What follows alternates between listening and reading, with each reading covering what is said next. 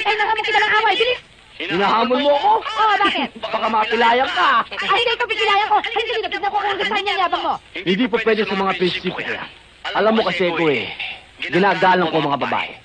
Ayon nga kay Confucius, ang babae minamahal at hindi sinasaktan. Ano? Pakiulit? Ang babae minamahal, hindi sinasaktan. Hoy! Mamaya na ha. Pag durug-durug na buto mo, bilis na laban ano? Karding! Naipalo ko na. 900. Aray!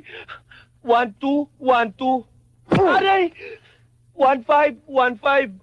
Aray! 1, 6. Karding, wala na talaga. 1, 6 lang talaga. Paano naman sa anak mo? Ha? Hindi, wala nga ako sinabi. May sinabi ka yata eh. Hindi, wala. Kuya, nanungkit ka na naman, ano? Mata.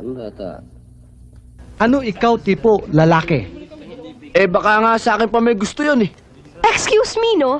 Ang tipo kong lalaki, gusto ko yung matalino. Matalino naman ako. Oo naman! Gusto ko yung yung gwapo. O bakit? Gwapo na mga idol ko ah! Yung mabango. Idol! Sangsang eh! Back to basic. Ano ba? Gusto ko yung taong may commitment. Commitment? Yung Commitment. sa atin. Tapos hindi ako iiwan.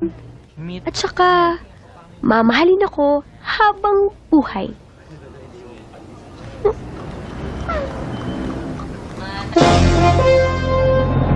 Ayan na yung Mr. Dreamboy mo.